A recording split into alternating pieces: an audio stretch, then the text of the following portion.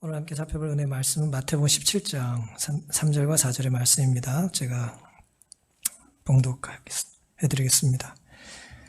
때 모세와 엘리야가 예수로 더불어 말씀하는 것이 저에게 보이거늘 베드로가 예수께 여짜와 가로되 주여 우리가 여기 있는 곳이 좋사오니 주께서 만일 원하시면 내가 여기서 초막 셋을 짓되 하나는 주를 위하여 하나는 모세를 위하여 하나는 엘리야를 위하여 하리이다. 본문의 말씀은 예수님께서 12명의 제자 전부가 아니고 3명의 제자만 따로 택하셔서 이제 산 이름이 기록되어 있질 않아 어느 산인지 잘 모르겠습니다만은 큰 산에 이제 그들을 데리고 올라가셔서 하늘의 영광 중에 예수의 모습이 변한 사건입니다. 그래서 우리는 흔히 이거를 이제 변화산 사건이라고 말을 합니다. 누가 변하신 거예요? 예수님이 변하신 겁니다. 예수님께서 하늘 영광으로 이제 신성의 모습을 보여주신 거죠. 오늘은 제목을 제가 좀 길게 좀 정해봤습니다. 모든 것이 변할 때 어떻게 중심을 잡을까 한번 이렇게 정해봤습니다. 우리가 살다 보면 세상이 좀 급변하다는 걸 느끼실 때가 있으신가요? 예, 자꾸 바뀌죠. 언제 가을이 왔습니까? 금방 가을이 오죠? 예. 아직도 이 동네는 이제 좀 모기가 좀 많습니다만은 조금 지나면 또 없어지겠죠. 금방 가요. 하루살이는 하루밖에 못 살잖아요. 세상이 정말 급변합니다. 모든 것이 급하게 변하는 때 우리가 도대체 어떻게 중심을 잡고 살아야 되는가? 오늘 본문을 통해서 함께 교훈을 얻겠습니다. 마태복음 17장 1절에는 이 본문의 사건을 이렇게 이제 시작하는데요. 엿새 후라는 얘기는 어떤 기준점이 있다는 얘기죠. 엿새 전에 어떤 일이 있었던 거예요. 물론 다른 성경에 이제 8일이라고 되어 있습니다만 어쨌든 일주일 전에 어떤 사건이 있었어요. 예수께서 베드로와 야고보와 그 형제 요한을 데리시고 따로 높은 산에 올라가셨다 그랬습니다. 마태복음 16장을 아시는 분들 떠올리는 장면이 있으시죠? 마태복음 16장 17절에는 베드로가 유명한 신앙 고백을 합니다. 주는 그리스도시요 살아계신 하나님의 아들이십니다. 엄청난 신앙 고백을 해요. 근데 사람이 위대한 신앙 고백을 하고 대단히 높은 경지에 원하든 원치 않든 자이든 타이든 올라가면 우리는 그 순간 아이러니하게도 가장 잘 넘어진다는 것을 보게 됩니다. 베드로는 그 신앙 고백 이후에 뭐 했습니까? 바로 거꾸러졌어요. 그렇죠? 그래서 예수님께서 베드로에게 뭐라고까지 하셨어요? 네 안에 사탄이 있다고까지 말씀하셨어요. 물러가라 그러셨어요. 너의 그런 잘못된 정신은 사탄이 준 것이다 말씀을 하셨어요. 어쨌든 베드로의 그 고백 자체는 엄청난 위대한 신앙 고백이에요. 주는 그리스도시요. 우리가 따라다녔던 예수님, 주라고 하는 그분이 수천 년 이스라엘 백성들이 기다리던 메시아라는 거예요. 그리스도라는 것입니다. 메시아는 이제 히브리 말이고 그리스도스는 이제 헬라 말입니다. 똑같은 뜻이에요. 그들이 기다렸던 기름 부은 자라는 그런 뜻이죠. 하나님의 아들, 하나님이라는 거예요. 그런 신앙 고백 이후 일주일이 지났다라는 거예요. 그리고 예수님께서는 베드로와 야고보와 요한만 따로 데리고 높은 산에 올라가셨어요. 그럼 12명 중에 3명만 따로 데려가면 몇 명이 남습니까? 예, 9명이 남아요. 여러분, 12 중에 9명에 남는 게 좋겠어요? 12 중에 셋에 들어가는 게 좋겠어요? 셋에 들어가는 게 좋겠죠. 그렇죠? 근데 예수님이 왜 이렇게 3명만 데리고 올라가셨을까요? 9명은 등산을 못했나? 그럼 왜 3명만 따로 데려가셨을까요? 오늘 제가 시간의 한계 때문에, 제한 때문에 9명의 제자의 말씀을 지금 드리진 않겠습니다만은 9명은 밑에서 굉장히 분노와 질투가 가득했었어요. 그래서 그들이 또 죄를 짓습니다. 밑에서. 우리를 무시하는 거예요. 뭐야 이렇게. 제자들 간에 이제 균열이 생겼습니다. 어쨌든 왜 예수님께서는 왜 3명만 데리고 가셨는가? 복음서를 보시면 예수님께서 12명의 제자 중에 3명만 데리고 가신 일이 이번 말고도 더 있어요. 3명의 제자만 따로 데리고 어떤 일을 하셨던 것이 딱 3번 기록되어 있는데요. 첫 번째는 회당장 야이로의 딸을 고쳐주셨을 때 세 제자만 데리고 가셨었어요. 마가복음 5장 37절의 말씀이고요. 오늘 본문의 변화산 사건이 두 번째입니다. 그리고 마지막 언제입니까? 세 제자만 따로 데리고 가신 게 겟셋마네 세 명의 제자만 데리고 가셨어요. 마지막 십자가 직전에. 그러니까 세 명의 제자는 어쨌든 명실공히 그냥 예수님께서 특별히 구별하셨던 이게 선두 제자들이었어요. 예, 수제자. 근데 수제자가 셋이었어요. 예, 수제자가 셋이었습니다. 예수님께서 왜 그 세 명의 제자들만 데리고 올라가셨는지를 화시 이렇게 정확하게 설명을 하셨습니다. 그리스도 그는 흑암의 세력이 엄습할 때에 제자들의 믿음이 약해지지 않도록 그들을 위해 간절한 마음을 토로하셨다. 그러니까 십자가를 염두에 두시고 이제 예수님도 그 십자가로 인하여 계속 기도를 하고 사셨는데 예수님께만 그것이 충격이 아니라 누구에게도 충격이에요? 그걸 본 제자들이 얼마나 큰 충격을 받겠어요. 지난주 기사 중에 어떤 태권도 관장인가 하는 분이 술 취한 사람이 때리는데 그냥 맞아줬다고 기사가 떴더라고요. 그 아이들 보는 앞에서 관장인지 그 사범이 맞아줘가지고 기사가 됐어요. 왜 기사가 됐습니까? 훨씬 센데 참았다 이거예요. 훌륭하다 뭐 이제 그렇게 기사가 난 걸 제가 잠깐 읽은 일이 있는데 예수님께서는 예수의 문제만이 아니고 그 제자들을 위하여 참으시는 거예요. 제자들이 감당해야 될 것에 대하여 기도를 해주신 거죠. 그래서 셋을 데리고 따로 기도를 하러 올라가셨던 겁니다. 구주께서는 제자들의 암담한 심정을 아시고 저희의 믿음이 숲으로 돌아가지 않는다는 보증을 하심으로써 그들의 슬픔을 덜어주고자 하셨다 그랬어요. 믿음이 흔들릴 때가 있습니까? 시험을 당하면? 우리 사범님은 우리한테는 뭐 이렇게 남자는 세야 된다 그러놓고 막고 있네? 일단 아이들이 믿음이 흔들릴 수 있잖아요. 어렸을 때는. 더 크면 이제 그걸 참는 게 얼마나 힘든지를 알 텐데. 그렇잖아요? 근데 예수님께서 제자들이 믿음이 숲으로 돌아갈까봐, 물거품이 될까봐 그들을 위해서 간절히 기도하셨다는 거예요. 이런 일로 흔들리면 안 된다. 오히려 이것이 잘하는 것이다 라고 하는 보증을 주기를 원하셨다는 거예요. 그리고 마지막 겟셋마네에서의 그의 고뇌를 목도할 세 제자들만이 그와 함께 산에 올라가도록 택함을 받았다. 그렇게 말씀하셨어요. 그러니까 가장 극심한 시험을 누가 받는 거예요? 12명 중에? 특별히 3명이 받을 거예요. 물론 이것도 3명을 데리고 또 가게 하시고 하셨기 때문에 그랬겠습니다만은 반대로 얘기하면 3명의 믿음이나 예수님에 대한 사랑이 뭐 점수를 줄 수는 없겠지만 차등을 두긴 힘들겠지만 예수님 보기에는 가장 극렬한 시험을 받을 거라고 생각하신 거예요. 그러니까 그 극렬한 시험을 받고 흔들릴 그 사람을 위하여 지금 뭐 하고 계신 거예요? 훈련을 주고 계신 거예요. 특별한 훈련을 주고 계신 거예요, 지금. 그러니까 오늘 우리가 어떤 믿음의 시련을 당할 때에 하나님 나를 왜 이렇게 힘들게 하십니까? 혹은 나를 미워하십니까? 라고 생각하지 말고 어떻게 생각해야 합니까? 하나님이 나를 특별히 나를 훈련시키고 계시구나라고 하는 그런 믿음과 감사가 우리에게도 필요할 거라는 생각을 해보게 됩니다. 세 제자의 입장에서 보면 그날 산에 오른 것은 그들의 선택이나 그들의 의도가 아니었어요. 그들의 의도가 아니에요. 그 밤에 예수님과 같이 큰 산에 올라간 것은 그들의 의도가 아닙니다.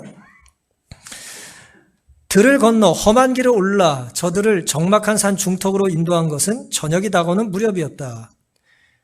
구주와 제자들은 하루를 돌아다니며 가르치는 데 보낸 데다 산을 올라왔기 때문에 더 피곤했다 그랬습니다. 여러분 산 좋아하시는 분 계시죠? 예. 근데 밤을 새고 혹시 산 가보셨어요? 오, 대단하시네요. 왕년에 날리셨네, 집사님. 예. 밤을 새고 등산하는 사람은 보통 사람이 아니에요. 예. 대단한 체력의 소유자입니다. 예. 제가 21살 때죠. 그 성주여행을 갔다가 신해산을 올라간 일이 있는데 친구들이랑 새벽 2, 3시까지 수다 떨고 놀다가 4시인가에 올라가기 시작해야 되거든요. 죽는 줄 알았어요. 정말 힘들어요. 피곤할 때 산을 오르는 건 정말 힘듭니다. 그런데 피곤한 하루를 보낸 데다가 산을 올라갔어요. 피곤했겠죠? 피곤했어요. 제자들은 그리스도께서 길을 인도하시는 대로 따라갔으나 저희 선생께서 하필 저희가 피곤하고 예수 자신도 휴식이 요구되는 때에 이 힘든 오르막길로 저들을 왜 인도하실까 하고 궁금히 생각했다 그랬어요. 궁금했어요. 왜 힘들어 죽겠는데 산을 올라가냐 이거예요. 보통 힘들 때는 어떻게 해야 돼요? 올라가야 돼요? 내려가야 돼요? 내려가는 거 귀찮으면 그냥 가만히 좀 쉬어야죠. 그렇죠? 목욕탕에 물 받아가지고 좀 릴렉스 해야 하잖아요. 그렇죠? 좀 그날은 밥도 안 하고 이렇게 좀 주문해 먹던지 그렇지 않습니까? 지난주인가도 어떤 집사님이 한번 그 말씀하시던데요. 누가 해준밥 먹으니까 너무 좋다고. 그러고 싶잖아요. 힘들 때는. 그렇지 않습니까? 제자들이 그런 날이었어요. 설교하고 예수님 수발 들고 또 못 알아듣는 사람 보충 설명해주고 그러면서 피곤한 하루를 보냈으니 이제 뭐예요? 이제 좀 가서 숙소에서 쉬어야겠다 생각했는데 3명만 데리고 바닷가 가서 이렇게 쉬자는 게 아니라 산을 오르신 거예요. 말도 없이. 설명도 안 하시고. 아주 지치고 힘들었습니다. 쉬어야 될 때, 휴식이 필요한데 왜 올라야 할까? 그들이 의아했다 그랬어요. 왜 하필? 하필 왜? 사랑하는 성도 여러분, 우리가 살다 보면은 삶의 무게가 무거워서 짐을 뭐 하고 싶어요? 내려놓고 싶고 이제는 내려놔도 아무 말 할 수 없을 것 같을 때가 있어요. 할 만큼 한 것 같다고 사람들이 다 평가해요. 나 자신을 봐도 더 이상 죽을 것 같으니까 잠시 내려놓고 싶을 때가 왜 없습니까? 유난히 힘든 날이 있습니다. 정말 절실하게 밥하기 싫은 날이 있어요. 운전하기 싫은 날이 있습니다. 누구를 위로해 줄 말을 정말 한마디 하기가 힘들 때가 있어요. 위로받고 싶은 날, 그렇죠? 그런 날이 왜 없습니까? 근데 이상하게도 예수님께서는 그런 날 본격적으로 산행을 하자는 거예요. 밤을 지샌 날, 푹 쉰 날이 아니에요. 아주 바쁘고 지친 날, 돈이 하나도 없는 날, 나에게 돈을 요구하시는 것과 같은 것입니다. 설마 더 나빠질까 생각했더니 뭐예요? 진짜 나빠져요. 그래서 성경의 시편에는 토대, 그렇죠? 삶의 터가 무너지면 의인이 뭘 할 수 있겠냐라는 탄식이 있는 것입니다. 무너지지 않을 것 같은 게 무너지는 거예요. 하필 왜 나에게, 하필 왜 우리 집에, 하필 왜 우리 교회에. 장독교 오래 다니시는 분들은 교회 문제가 장이동교만 있는 것 같지 않아요? 최근 반세기 안에, 30년에 다른 교회는 100년이 지나도 그런 일이 없는 것 같은데 목회자가 바뀔 때마다 뭐가 자꾸 이렇게 일들이 생기는 것 같이 느낄 때가 있으실지 모르겠어요. 우리에게 그런 생각이 듭니다. 우리도 하필 왜? 나만 빼고 다 행복한 것 같아요. 다른 집 애들은 말 다 잘 듣는 것 같아. 그렇죠? 다른 집 부부는 아직도 신혼 같고 그렇게 우리가 보여요. 내 삶의 무게를 지고 내가 가는 길만 오르막같이 느껴질 때가 있습니다. 그것이 정말인지 아닌지 사실인지 아닌지 논외로 치고 중요한 건 그것이 내 선택이 아니라는 거예요. 그 밤에 큰 산에 오르자라고 하는 건 내 선택이 아니고 누구 선택이에요? 예수 그리스도의 선택이었습니다. 이 상황은 우리 선택이 아니었어요. 그렇죠? 그렇다면 이 상황을 누가 허락하신 겁니까? 어쨌든 하나님께서 허락하신 거죠. 만약 하나님께서 허락하셔서 내가 삶의 오르막을 오르고 있다면 물론 불평할 수 있고 불신할 수 있지만 불신이나 불평을 하기보다는 내가 지금 누구와 동행하고 있다? 그리스도와 동행하고 있다고 하는 믿음을 갖게 되시기를 바랍니다. 불신의 기회가 아니라 전적인 신뢰의 경험이 우리의 경험이 될 수 있기를 간절히 바랍니다. 절대 평지에서는 내리막에서는 경험할 수 없는 삶의 오르막에서만 경험하는 내가 기진하고 맥진할 때만 경험할 수 있는 내가 가진 재능과 능력과 내 재력을 가지고는 해결할 수 없는 삶의 오르막에서 그리스도가 가장 가까이 계시다는 것을 믿고 살게 되시기를 간절히 바랍니다. 그렇게 이제 산을 올랐는데요. 2절부터 보시면 예수님께서 저희 앞에서 변화하셨습니다. 그 얼굴이 해같이 빛나며 옷이 빛과 같이 휘어졌다 그랬습니다. 그때에 모세와 엘리야가 예수로 더불어 말씀하는 것이 저에게 보이거늘. 세 명의 제자 눈에 누가 보여요? 1500년의 이스라엘의 지도자였던 모세가 또 엘리야가 예수님과 대화를 하고 있습니다. 여기 뭐 이름표를 했는지 안 했는지 어떻게 알아봤는지 제가 모르겠어요. 어쨌든 모세와 엘리야를 알아봤어요. 베드로가 예수께 여짜와 가로되, 저는 참 베드로가 좋습니다. 궁금한 거 자꾸 질문해줘가지고 우리한테 얼마나 신앙에 도움을 주는지 몰라요. 예수님께 묻습니다. 주여, 우리가 여기 있는 것이 좋사오니 주께서 만일 원하시면 내가 여기서 초막 셋을 짓되 하나는 주를 위하여, 하나는 모세를 위하여, 하나는 엘리야를 위하여 하리다 그랬어요. 저 같으면 4개 진다고 했을 것 같은데, 예? 어쨌든 뭐 셋을 짓겠대요. 여기 있는 게 좋다는 거예요.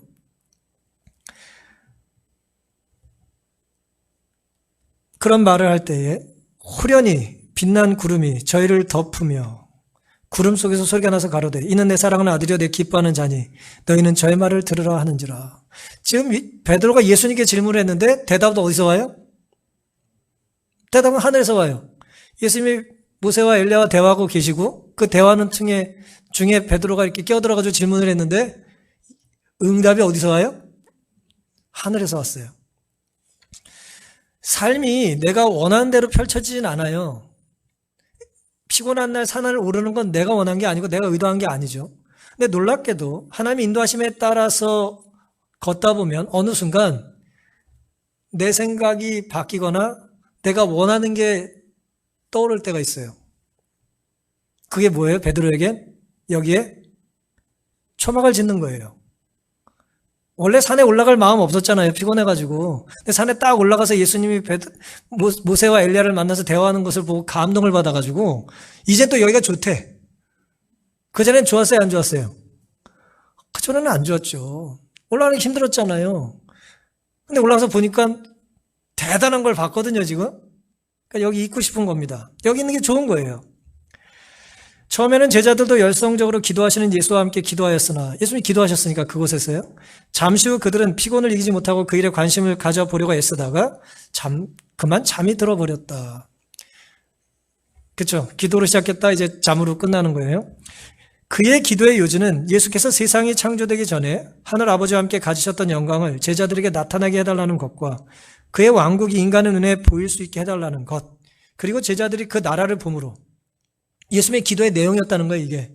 이 연약한 제자들이 십자가의 그 고난을 극복하기 위해서는 하늘나라의 영광을 미리 맛봐야 된다는 걸 예수님이 아시고, 하늘이 어떤 곳인지, 그 나라를 모세와 엘리야, 지금 모세와 엘리야 어디 있다 내려왔어요? 하늘에 있었거든요. 두 사람 하늘에 있던 사람 아니에요. 그렇죠? 모세는 죽어서 하늘 갔고 엘리야는 살아서 하늘 갔으니까. 이 하늘에 있던 두 사람, 예수님의 기도 때문에 잠깐 뭐 했어요? 내려왔어요. 그들을 봄으로, 하늘나라를 봄으로 힘을 얻을 수 있게 해달라는 것이었다 그랬어요. 예수님의 기도는 오늘 우리에게 힘을 주기를 원하십니다. 그의 치욕적인 죽음은, 십자가는 구속의 경륜의 일부라는 것을 알므로써 자기의 가장 심한 고뇌의 시간에 저들이 위로를 받게 되기를 간구하신 것이다. 예수님이 이렇게 기도하신 분이에요. 이 기도가 응답 받았습니까? 기도 응답 받고 누가 내려왔어요? 모세와 엘리야가 내려온 거예요. 예수 그리스도의 기도, 성령의 말할 수 없는 탄식이 오늘 우리 주변에 많은 천사 같은 존재들을 우리에게 보내주십니다. 우리가 하나님 말씀에 순종하면 누군가의 기도의 응답으로 내가 천사 같은 역할을 할 수도 있어요. 우리 아까 안 교장님께서 이게 리더십을 보여야 이렇게 부탁할 수 있다 그랬잖아요. 그렇죠? 누군가 부탁을 했을 때 부탁하는 사람도 제가 볼 때 천사 같고, 부탁을 받고 거절하지 않는 사람도 부탁하는 사람에게 천사 같은 존재예요. 우린 서로에게 다 천사 같은 역할을 할 수도 있어요. 그걸 거절하면 우리는 천사 아니에요. 천사 아닌 천사는 우리는 뭐라고 안 부릅니다, 제가. 얼마든지 우리는 그럴 수 있어요.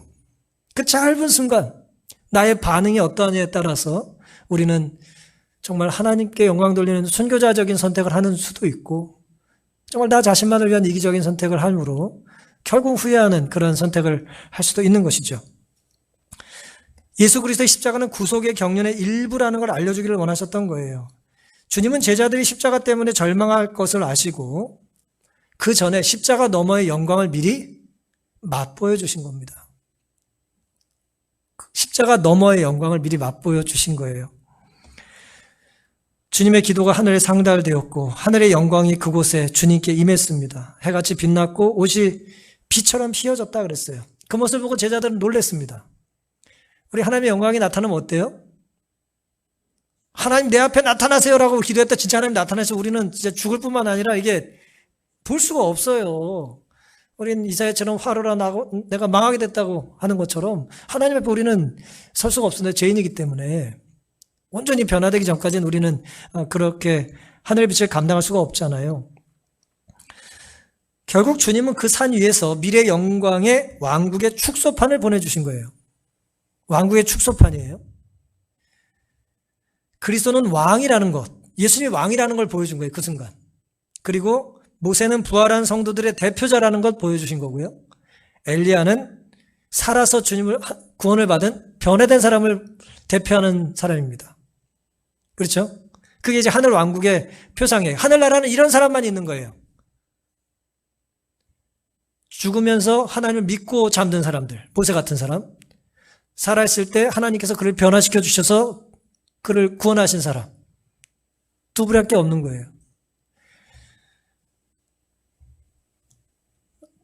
우리가 그리스도의 말씀 안에, 하나님 말씀 안에 죽으면 그러니까 살 수 있는 거예요. 죽어야 산다는 게 그런 의미입니다. 엘리야는 또 어떤 사람을 상징합니까? 변화되어 산다는 거예요. 물론 내가 나를 변화시킬 수는 없죠. 하나님께서 그를 변화시켜 주셔야 합니다. 근데 하나 좀 궁금한 게 있습니다. 변화산에서 예수님께서 모세와 엘리야와 무슨 대화를 하셨을까요? 안 궁금하세요? 베드로가 초막셋을 짓겠다는 말하기 전에 무슨 말씀 중이셨습니까? 라고 좀 물었으면 좋았을 텐데. 물론 하여튼 그분들의 대화를 제자들이 잠드느라 못 들었다 그랬어요. 잠들어 있느라 못 들었다 그랬는데 어쨌든 그걸 질문하지 않고 무슨 대화 중이셨냐고 질문하지 않고 초막을 짓겠다는 이제 이야기를 했죠. 면류관이 있기 전에 십자가가 와야 한다. 맞습니까? 그들이 예수와 더불어 협의한 주제는 하나님께서 참 세계 놀라운 영감을 주셨어요. 엄청난 이제 그 비밀을 또 들려주고 계신 겁니다. 그들이 예수와 더불어 협의한 주제는 하늘에서 소출돼가지고 지금 예수님과 무슨 얘기했냐면 그리스도께서 왕으로 즉위하시는 일이 아니라 예루살렘에서 있을 죽음에 대한 것이었다 그랬어요. 그러니까 예수님께서 십자가에 달려 돌아가실 것에 대하여 예수님이 괴로워하셨고 제자들은 말없이 상처받을 걸 아시고 기도를 드렸잖아요. 하늘의 영광을 보여달라고. 그때 하나님께서 두 사람을 보내시고 가서 그 문제를 가지고 이제 의논하고 또 협의하라고 하신 것입니다.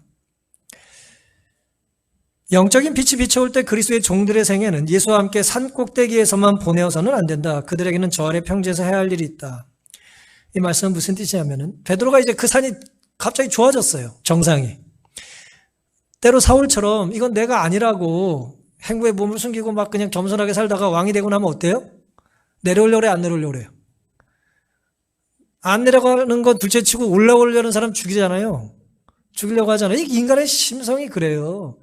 하나님께 겸손히 머리 끄고 살 때 하나님은 작은 자를 크게 때로 쓰시는데 어찌된 너무지 올라가고 나면 안 내려오려고 그래요. 인간이 그래요. 산꼭대기에 있고 싶은 겁니다. 근데 우리는 산꼭대기에서뿐 아니라 뭐예요? 산 아래에서 해야 될 일이 있어요, 없어요? 많습니다. 연약한 인간은 베드로처럼 나의 최고의 전성기를 유지하고 싶어 해요. 최고의 몸 상태를 그냥 유지하려고 하잖아요. 이 보디빌딩 하는 사람만 뭐 그런 게 아니에요. 정신적으로 우리는 다 보디빌더 같은 사람들이에요. 어제보다 더 좋은 오늘, 뭐, 그래가지고 그게 말은 멋있지만 그거 엄청나게 힘들게 하는 거예요, 그거. 어떻게 매일 사람이 좋아지겠어요? 그 완전히 사람의 역량을 맥시멈으로 이렇게 발휘시키면 사람 죽습니다. 매일 그냥 그 극단으로 이제 올라가게 하는 거예요. 텐션을 높여가지고. 정상에서 내려올 생각을 하지 않아요. 안주하고 싶은 것입니다. 거기서 멈추고 싶은 거예요. 인간의 영광만 바라는 거죠. 그리스도의 십자가나 고난은 외면하고 싶은 겁니다. 그때 주님은 모세와 엘리야의 교훈을 통해서 우리에게 너희들이 해야 될 일은 초막 짓는 게 아니라 세상에 전해야 될 기별이 있다는 거예요. 우리 계획이 꺾이고 우리 길이 막힌다고 따라서 우리는 절망하지 말아야 합니다. 왜냐하면 애시당초 산하에 올라가는 건 우리 계획이 아니었고요. 올라가서 초막을 짓겠다는 것도 물론 우리의 계획이지만 예수님을 사랑하는 마음으로 어쨌든 베드로가 했던 고백입니다만은 그것이 하나님께서 막아주셨잖아요. 그것을 막으셨잖아요. 그렇죠? 하늘의 소리가 나서 뭐라 그래요?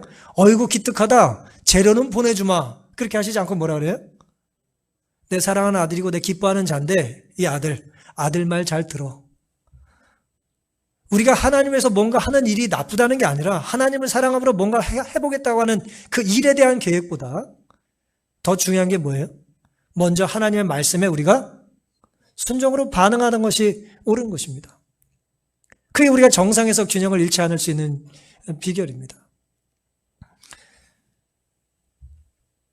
내 계획이 어떠하든 주님의 계획보다 앞서는 일이 없게 되기를 간절히 바랍니다. 이제 오늘 이 본문이 우리에게 주는 결론적인 교훈은 무슨 일이 생기든 정답이 결국 하나라는 거예요. 삶이 어떻게 펼쳐지든 우리가 광야에 살든 힘든 시간 오르막을 올라야 될 때든 아니면 올라와서 보니 내 생각과 달리 좋아요. 그러니 좋으니 또 내 생각은 뭐예요? 뭔가 여기서 뭘 짓고 있겠다는 거예요.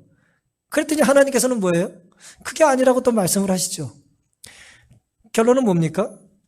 내 뜻이 아니고 내 의도가 아니고 누구요? 하나님. 그리스도의 뜻대로 사는 것이 우리의 삶의 만고불변의 진리라는 것입니다. 그럼 하나님의 뜻대로 산다는 게 뭐예요? 이 성경에 두 가지 교훈이 있습니다. 5절 다시 읽습니다. 말할 때 호련히 빛난 구름이 저희를 덮으며 구름 속에서 소리가 나서 가로되 이는 내 사랑하는 아들이요 내 기뻐하는 자니 너희는 저의 말을 들으라. 하나님 말씀을 들으라는 것을 하나님께서는 뭐예요? 내 아들의 말대로 너희가 살아라 라는 거예요. 그게 이제 첫 번째 방법이고요.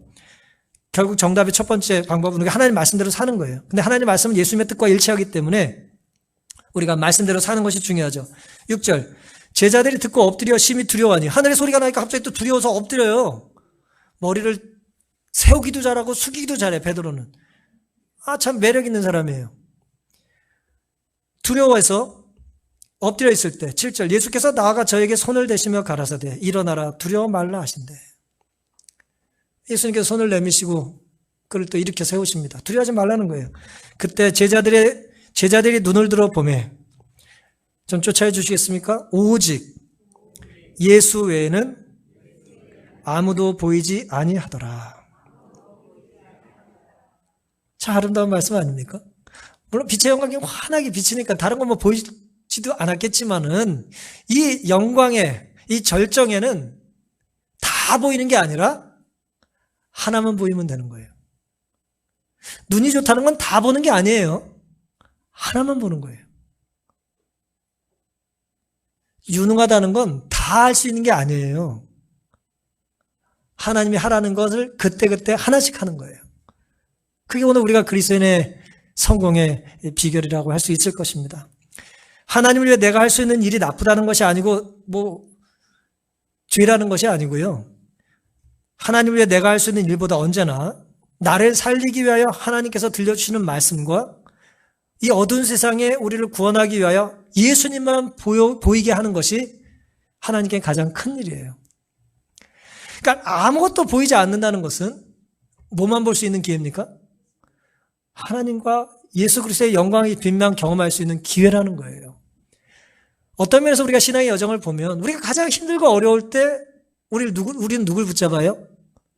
하나님만 붙잡아요. 그러니까 아무것도 붙잡을 수가 없는 순간에 도달하기 전에는 우리는 끝까지 하나님을 붙잡으려고 하질 않아요. 그러면서 우리가 최근에 여러 날 힘들게 기도했던 부분은 우리가 하나님의 능력과 구원을 경험할 수 있는 매우 놀라운 특권의 기회였습니다. 그런데 우리는 이 베드로의 삶을 통해서 그 이후 우리가 얼마나 쉽게 또 넘어질지를 보게 되는 거예요. 하나님이 우리에게 베푸신 놀라운 은혜를 우리가 경험한 이후에 그때 베드로가 어떻게 했느냐. 초막을 짓게 하겠다는 놀라운 이 선언을 했던 그 베드로, 일주일 전에는 주는 그리스도의 살아계신 하나님의 아들이라고 하는 고백을 했던 베드로가 우리가 잘 아는 것처럼 마태복음 16장에는 예수님께서 21절에 이때로부터 예수 그리스도께서 자기가 예루살렘에 올라갈 장로들과 대제사장들과 서기관들에게 많은 고난을 받고 죽임을 당하고 제3일이 살아나야 할 것을 제자들에게 비로소 가르치시니 그제서야 십자가에 대한 이야기를 하셨는데 그때 베드로가 어떤 반응을 했습니까? 베드로가 예수를 붙잡고 간하여 가로되 주여 그리 마옵소서 이 일이 결코 주에게 미치지 아니하리다 그랬어요. 이 간한다는 말은 이제 뭐 비난한다는 말까지 들어가 있어요. 이 원래 의미는. 그러니까 예수님이 그런 말씀하시는 거에 대해 베드로가 뭐 한 거예요? 화가 잔뜩 난 거예요. 내가 지금 예수님 이러라고 쫓아다닌 건 아닌데 지금 왜 그러십니까? 이렇게 돌아가실 때입니까? 지금 왕이 되실 분이 뭐 이렇게 붙잡고 그런 일이 일어나면 안 된다는 거예요. 그게 이제 사탄의 정신이라는 거예요. 예수님 보시기엔. 사탄아 물러가라 그래서 말씀하신 거죠. 누가 십자가를 좋아하는 사람이 어디 있어요? 십자가를 지게 해달라고 간절히 기도 원래부터 하는 사람이 어디 있어요? 거의 없습니다. 누가 예수님이 아닌 다음에 누가 십자가 저는 십자가만 원합니다. 말을 할 때 그 의미가 뉘앙스가 그 고난과 시련의 의미가 정말 십자가라는 의미로 그렇게 연결되는 것은 죄인의 기도가 되긴 쉽지 않죠. 우리는 십자가를 원하는 게 아니라 베드로처럼 뭘 원합니까? 영광을 원해요. 잔치와 파티를 원해요. 우린 즐겁게 살기를 원하지 가슴 치고 애통하기를 원하지 않아요. 그래서 베드로는 예수님을 붙잡고 흔든 거예요. 예수님 정신 차리세요. 그런 일이 일어나면 안 되잖아요. 베드로가 예수님께 십자가가 있으면 안 된다고 말했던 것과 변호산에서 초막셋을 짓겠다는 것은 베드로가 끔찍하게 예수님을 좋아했기 때문이기도 하죠. 예수님을 너무 좋아하고 사랑하기 때문이기도 하지만 그 근본, 그 기저에는 뭐에 대한 욕망이 있을까요? 예수님에 대한 사랑보다는 내 자아가 차지하는 비중이 왜 없었겠어요? 예수님이 잘 돼야 나도 뭐예요? 나도 한몫 단단히 잡는데 예수님이 아무것도 안 한다니 난 뭐예요? 그렇게 된 거예요. 난 아무것도 볼 게 없는 거예요. 물론 처음부터 베드로가 이런 생각이 있었다고 볼 수도 있고 그렇지 않다고 생각할 여지도 있겠죠. 모든 것을 다 버리고 예수님을 쫓았는데 버린다고 버렸지만 아직도 내 안에 뭐가 있어요? 버리지 못한 게 있는 거예요. 이 욕심, 이 죄성이 있는 거죠. 모든 걸 버리고 그리스도를 믿고 그리스도인이 됐는데 이 안에 모인 그리스도인들 틈에서 난 뭐가 되고 싶은 거예요? 정상에 오르고 싶은 거예요. 좀 더 영향력 있기를 원하는 거예요. 그런 걸 다 버린다고 그리스도를 받아들였음에도 불구하고 버린 사람들끼리 모여가지고 또 싸우고 있는 거죠.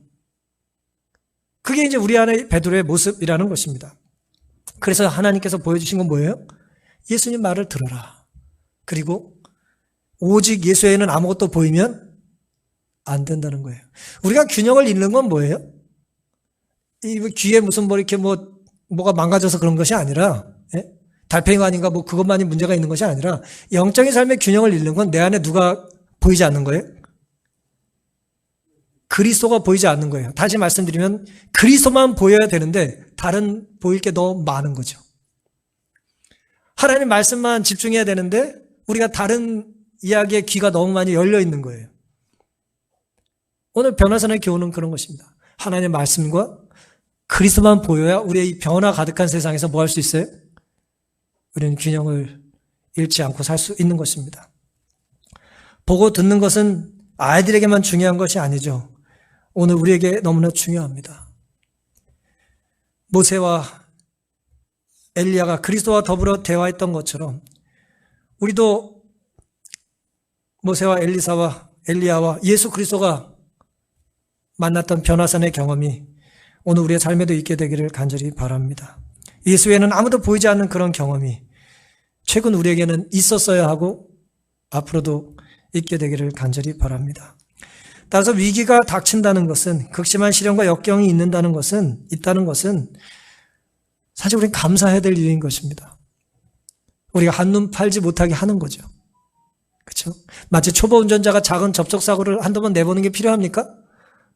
필요하다고 말하잖아요. 그렇죠? 동의를 안 하시네요. 그렇게들 많이 말씀하시잖아요. 겨울도 나봐야 되고 작은 접촉사고도 좀 내봐야 자기가 얼마나 이제 거품이 있는 운전자인지를 알아야 된다는 거예요. 운전은 조심해야 된다는 걸 알아야 되는 겁니다. 사탄은 그렇지만 교묘하게도 우리를 어둠에 가둬두려고 애를 씁니다. 네가 의도하지 않은 일이 자꾸 벌어져. 네가 원하는 것이 하나님께서 거절하셔. 라는 자꾸 우리 귀에 우리를 달콤하게 하면서 우리를 어두운 세상에 가둬두려고 애를 쓰는 것입니다. 그때 우리는 이제는 주님 없이 내가 혼자 살아야 될 때입니다 라고 말할 것이 아니라 그때야말로 우리가 하나님의 뜻대로 살아야 될 때라는 것을 믿고 인정하게 되시기를 간절히 바랍니다. 아이들이 읽는 책이긴 합니다만은 이제 돼지가 한 마리도 죽지 않은 날이라고 하는 안턴날이라는 무슨 미국의 아동 소설이 하나 있습니다. 이런 책인데요. 돼지가 한 마리도 죽지 않은 날이에요. 로버트 뉴턴이라고 하는 사람이 썼는데, 뉴턴 팩이라는 사람이 썼는데, 이 책은 미국에서 좋은 책으로 인정을 받아서 아동 문학상도 받고 했습니다. 물론 이제 금지 도서로 지정된 적도 있어요. 이제 책에서 얘기하는 또 다른 것이 사실과 다르고 편견을 조장한다 그랬어요. 어쨌든 내용은 이렇습니다. 아버지가 돼지 잡는 일을 하는 도살자였는데요. 실제 이 소설의 주인공 아버지가 도살자는 아니에요. 오히려 도살업자는 자기가 도살을 좀 했던 일이 있는데 이제 자신의 과거의 경험을 이렇게 섞어가지고 이제 반자선적 소설로 쓴 것입니다. 아버지가 책에서 이렇게 말을 합니다. 농장 일을 어떻게 하는지, 어떻게 훌륭한 농부가 될 수 있는지 항상 살펴야 된다. 테너 아저씨네 농장을 봤냐? 봤어요. 물론이죠. 아주 많이 봤어요. 그냥 눈으로 본 걸 묻는 게 아니다. 내 말은 자세히 살펴봤냐는 거야.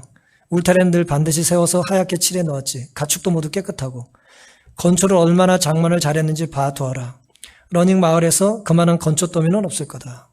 테너 아저씨는 정말 훌륭한 농부란다. 그랬더니 그 말에 이제 아들이 동의를 해요. 정말 훌륭한 농부라고 생각한다고 동의를 합니다. 테너라는 그 주변 사람 농부는, 옆집에 사는 농부는 새벽 6시에 일어나고 6시에 그리고 저녁 6시에 하루에 2번 외양간에 가서 우유를 얼마나 정확하게 짜는지 저 짜는 소리에 시계를 맞출 정도로 이제 그런 빈틈없이 정직한 사람이었다는 얘기를 했어요. 그때 아이가 이제 아버지에게 묻습니다. 어린 아이가, 주인공이, 이 로버트가 물어요. 테너 아저씨가 아빠보다 더 훌륭한 농부예요? 아이가 이제 자기 정체성에 대하여 이제 자리를 잡을 시기에 아버지에게 묻는 겁니다. 아버지가 이렇게 칭찬하는 테너 아저씨가 아빠보다 더 훌륭해요? 이렇게 물었어요. 근데 아버지가 이렇게 대답을 합니다. 그럴 때, 그럼 농장일은 그 사람이 나보다 잘해. 그 사람이 내 앞에서 그렇게 말한 적은 없어. 하지만 그 사람도 알고 나도 알아. 그걸 두고 옥신각신할 필요는 없지. 그렇게 아버지는 이제 농부가 아니고 사실은 농부지만 이제 도살업자고 돼지 잡는 사람이고, 테너 아저씨는 이제 말 그대로 과수원을 돌보는 농부니까 그쪽이 전공이 더 잘할 수밖에 없잖아요. 그런 얘기를 했어요. 근데 제가 이 책에서 가장 크게 감동받은 부분은 그 다음입니다. 아들이 이렇게 말을 해요. 하지만 나는 커서 테너 아저씨가 아니라 아빠처럼 되고 싶어요. 아빠보다 더 훌륭한 농부라는 테너 아저씨보다는 나는 누가 되고 싶다고요? 아빠를 닮고 싶다는 거예요. 그때 아빠가 그런 소리 말하라. 왜요, 아빠? 나는 아빠처럼 될 거예요. 안 된다, 로버트. 나처럼 되면 안 돼. 학교를 다녀서 읽고 쓰고 계산하는 법을 배워야지. 그래서 새로운 방법으로 과수원에 있는 벌레도 잡을 수 있어야 해. 살충제 말이에요? 그래, 그리고 농사일보다 더 훌륭한 일을 해야지. 다른 사람의 돼지를 잡는 일은 해서는 안 되고, 모자를 벗어들고 남에게 고기를 얻으려 해서도 안 된단다. 어쨌든 그런 이야기들이 있습니다. 사랑하는 성도 여러분, 아들은 아버지를 사랑하는 마음으로 아버지처럼 되겠다고 그랬어요. 근데 아버지는 아들을 사랑하는 마음으로 뭐라고 말해요? 나처럼 살지 말라고 그래요. 20세기 초중반에 있었던 미국의 시골 마을의 이야기예요. 오늘 21세기 한국은 다릅니까? 똑같아요. 우리도 사랑하는 마음으로 뭔가를 계획하고 의도하고 선택하고 삽니다. 마치 베드로가 변화산 아레나 위에서 툴툴거리며 올라가서는 산 위에 살겠다고 말했던 것처럼 우린 나름 최선을 다하고 살지만 우리의 최선이 항상 하나님 보시기에도 최선은 아닌 거죠. 아버지 이야기처럼 아니다 얘야, 너는 농사보다 더 훌륭한 일을 해야 된다라는 얘기를 했어요. 물론 여기서 농부를 이제 폄하하는 것이 아니에요. 아버지 그런 의도로 얘기한 것이 아닙니다. 아버지는 배우지 못했는데 아들이 공부를 더 많이 해서 이제 아버지와 다른 인생을 살기를 아버지는 원했다라는 것이죠. 마찬가지로 하나님은 로봇의 아버지처럼 아들 로봇의 아버지처럼 우리를 향한 다른 계획이 우리가 모르는 계획이 있으실까요? 전 있다고 생각합니다. 그리고 우리가 때로 감당하기 힘든, 납득하기 힘든 일들이 펼쳐질 때에 우리가 해야 될 건 결국 두 가지예요. 그 하나님 말씀에 순종하고 그 말씀을 전해주시는 그리스도만 바라보는 것입니다. 예수님의 아무것도 보이지 않아야죠. 아무리 피곤해도 아무리 두려워도 믿음의 눈을 떠서 나에게 손을 대시며 두려워하지 말라고 말씀하시는 예수님을 우리는 만날 필요가 있는 것입니다. 최근 우리들의 상황이 어쩌면 변호산 정상의 제자들처럼 기대와 불안이 온통 우리의 삶에 엄습해 있었을지 모르겠어요. 뚜렷한 하나님의 음성보다는 희미한 구름 속의 소리가 우리를 때로 힘들게 했을지도 모릅니다. 하지만 여전히 우리가 살 길은 다른 길이 아니고 다른 길은 없습니다. 예수님께서는 베드로와 야고보와 요한에게 기대하셨던 것처럼 우리와 이 교회를 통해 기대하고 계신 일이 있으실까요? 그걸 믿으십니까? 산 아래서든 산 오르는 중이든 산 정상에서든 하나님은 우리에게 기대하시는 것이 있으십니다.